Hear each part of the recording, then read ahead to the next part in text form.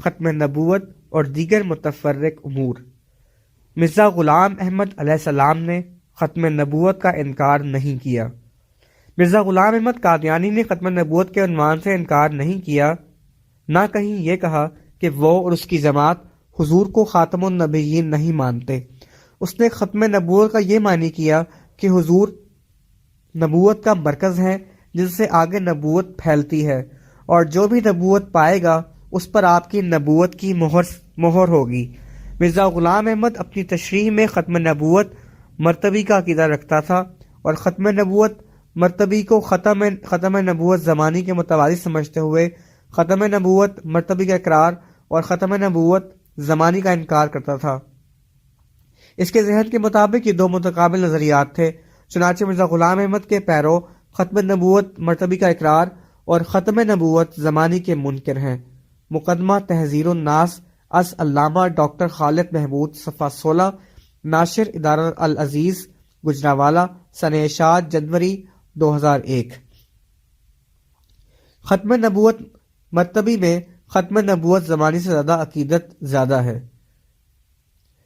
مسلم عوام حضور اکرم صلی اللہ علیہ وسلم کے مرتبہ و شان سے والہانہ عقیدت رکھتے ہیں۔ جب وہ قادیانی مبلغین سے سنتے ہیں کہ ختم نبوت کا اصل مفہوم یہ ہے کہ حضور اکرم صلی اللہ علیہ وسلم پر سارے کمالات ختم مانے جائیں اور یہی حضور کی ختم نبوت ہے، تو کئی عوام جوش عقیدت میں قادیانیوں کے پنجہ الحاد میں آ جاتے ہیں۔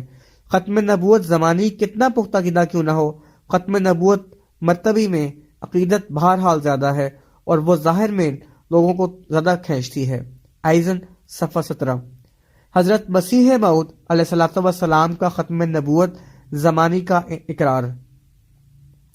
چونکہ آن حضرت صلی اللہ علیہ وسلم کی نبوت کا زمانہ قیامت تک ممتد ہے اور آپ خاتم الانبیاء ہے، اس لیے خدا نے یہ نہ چاہا کہ وحدت اقوامی آن حضرت صلی اللہ علیہ وسلم کی زندگی میں ہی کمال تک پہنچ جائے، کیونکہ یہ صورت آپ کے زمانے کے خاتمے پر دلالت کرتی تھی۔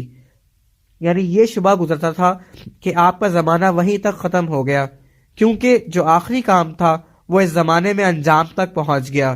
اس لیے خدا نے تکمیل اس فعل کی جو تمام قومیں ایک قوم کی طرح بن جائیں اور ایک ہی مذہب پر ہو جائیں، زمانہ محمدی کے آخری حصے پر ڈال دی، جو قرب قیامت کا زمانہ ہے، اور اس کی تکمیل کے لیے اسی امت میں سے ایک نائب مقرر کیا جو مسیح موعود کے نام سے موسوم ہے، اور اس کا نام خاتم الخلفاء ہے۔ پس زمانہ محمدی کے سر پر آن حضرت صلی اللہ علیہ وسلم ہے اور اس کے آخر میں مسیح موعود ہے۔ چشمہ معرفت، روحانی خزائن، جلد 23، صفحہ 90 تا 91۔ مولانا قاسم نانوتوی صاحب کی ختم نبوت زمانی سے مراد۔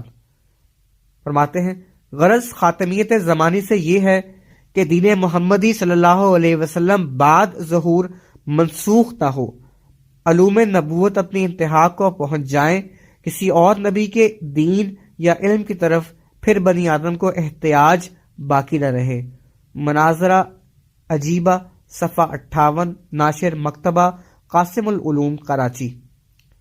بشارت کے لیے مفصل اور بالکل واضح ہونا ضروری نہیں۔ مایا اکثر لوگوں کے رسالوں میں حضرت خاتم النبیین صلی اللہ علیہ وسلم کی نسبت یہ اعتراض لکھا دیکھا ہے کہ حضرت کا ذکر اگلے انبیاؤں نے نہیں کیا۔ سو پہلے میں پوچھتا ہوں کہ حضرت موسیٰ کا ذکر کس کتاب میں ہے جو ان کی کتاب جو ان سے پہلے کی ہو؟ آپ ہی لوگوں کے اظہار سے ثابت ہے کہ موسیٰ سے پہلے کی کوئی کتاب دنیا میں نہیں۔ پھر یہ کہتا ہوں کہ دوسرے نبی کی نبوت کے ثبوت کے لیے پہلے نبی کا کہہ جانا کس برہان عقلی کی روح سے ضروری سمجھا جاتا ہے؟ اگر کوئی اس کی ضرورت کی دلیل ہو تو بیان کیجیے، بلکہ برہان تطبیق اس امکان کو باطل ٹھہراتی ہے۔ اس کے لیے اس میں تسلسل لازم آتا ہے۔ بعد اس کے میں کہتا ہوں کہ پہلے نبی کو دوسرے نبی کی خبر دینا کس طرح سے چاہیے؟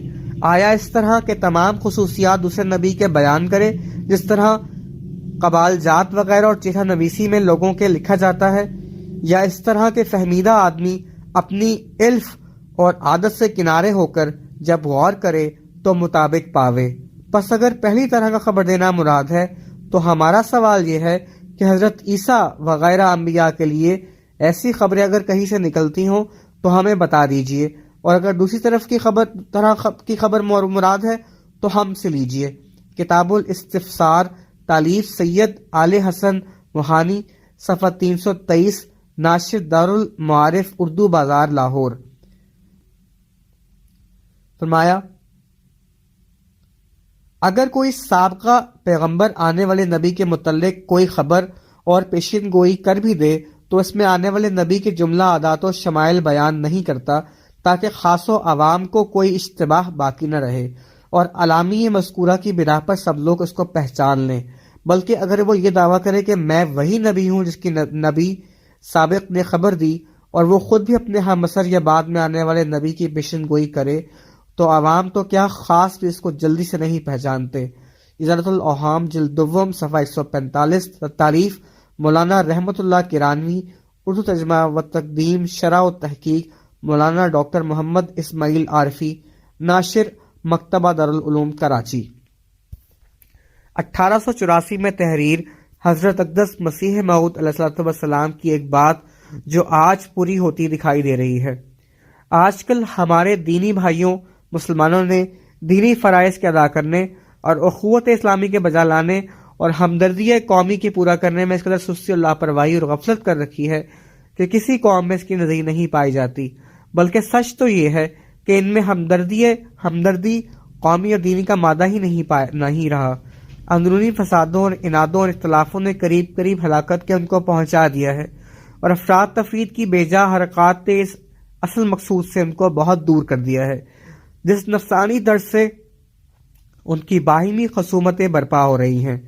اس سے نہ صرف یہی اندیشہ ہے کہ ان کا بے اصل کینہ دن بدن ترقی کرتا چلا جائے گا اور کیڑوں کی طرح بعض کو بعض کھائیں گے اور اپنے ہاتھ سے اپنے استیصال کے موجب ہوں گے، بلکہ یہ بھی یقیناً خیال کیا جاتا ہے کہ اگر کوئی دن ایسا ہی ان کا حال رہا تو ان کے ہاتھ سے سخت ضرر اسلام کو پہنچے گا اور ان کے ذریعے سے بیرونی مفسد مخالف بہت سا موقع نکتہ چینی اور فساد انگیزی کا پائیں گے۔ براہین احمدیہ، حصہ چہارم، روحانی خزائن جلد اول، صفحہ 315۔ سواد اعظم سے مراد بیاض اعظم۔ ایک مولوی صاحب نے عرض کیا کہ مدرسے میں ممبران کی کمیٹی قائم ہے اور کثرت رائے سے فیصلہ ہوتا ہے، اس کو سواد اعظم سے تعبیر کرتے ہیں۔ اسی معنی کو بنا جمہوریت قرار دیا گیا ہے۔ فرمایا سواد اعظم سے مراد تو بیاض اعظم ہے، یعنی نور شریعت جس جماعت پہ ہو اگرچہ وہ قلیل ہو مگر لوگوں کو ایسی ہی باتوں میں سواد مزہ آتا ہے۔ ملفوظات حکیم الامت اشرف علی تھانوی، صفحہ 70، ناشر ادارہ تالیفات اشرفیہ بلتاد، سر اشاعت جوادی الاولیٰ 1423۔ دو چار متبع سنت ہی مقبول ہوں گے، ہزاروں بدعتی نہیں۔ مؤلف نے الفاظ ہی یاد کر لیے ہیں تو معنی تو کسی سے پڑھے ہی نہیں، یہ سمجھ لیا کہ جس کام میں بہت سے مسلمان جمع ہو گئے تو وہ امر جائز ہو گیا، اور حالانکہ مبتدئین فسق متبعین سنت سے زائد ہیں۔ اس زمانے میں 1000 گنا کی نسبت ہو گئی اور حدیث لا یزال طائفۃ من امتی جو ابھی لکھی گئی ہے اور حدیث بد الاسلام غریباً و سیعود کما بدا فتوب للغرباء، اور مثل اس کی سب کو پس پش ڈال دیا ہے کہ ان احادیث میں طائفہ اور غرباء کی بدا ہو رہی ہے۔ اب اپنے حسب بدعت ان کو رد کر دے تو اس سے عجب نہیں۔ سسروں کے ان احادیث سے تو یہ مراد ہے کہ جس وقت میں تمام دنیا میں حب دنیا و جاہ و اتباع ہوا ہو جاوے گا، اس وقت میں وہی دو چار متبع سنت مقبول ہو جاویں گے، ان کو توبہ ہو۔ براہین قاطعہ، صفحہ 170، از خلیل احمد سہارنپوری، ناشر دارالاشاعت کراچی، اشاعت اول، مارچ 1987۔ حضرت عیسیٰ جہاں فوت ہوں گے وہاں دفن نہیں ہوں گے۔ بعض روایات میں ہے کہ حضرت عیسیٰ اس دنیا میں اپنی عمر کے آخری حصے میں پہنچیں گے تو حج بیت اللہ کے لیے مکہ معظمہ تشریف لے جائیں گے، وہاں سے واپس آ رہے ہوں گے کہ مکہ اور مدینہ کے درمیان انتقال فرما جائیں گے، چنانچہ ان کی نعش مبارک مدینہ منورہ لائی جائے گی اور روضہ اقدس میں حضرت عمر کے پہلو میں دفن کیے جائیں گے۔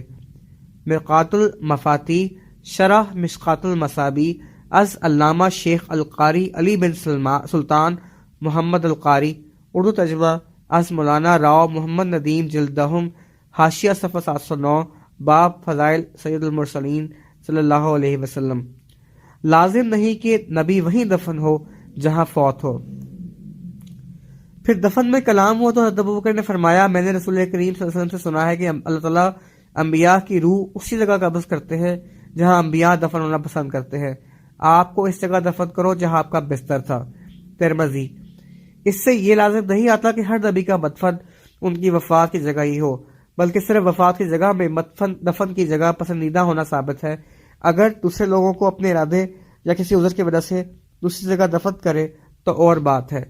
نشر الطیب فی ذکر نبی الحبیب، تالیف مولانا اشرف علی تھانوی، صفحہ 263-64، ناشر زمزم پبلشرز کراچی، سنہ 7 اکتوبر 2003۔ مرسلہ انصر رضا، مبلغ سلسلہ کینیڈا۔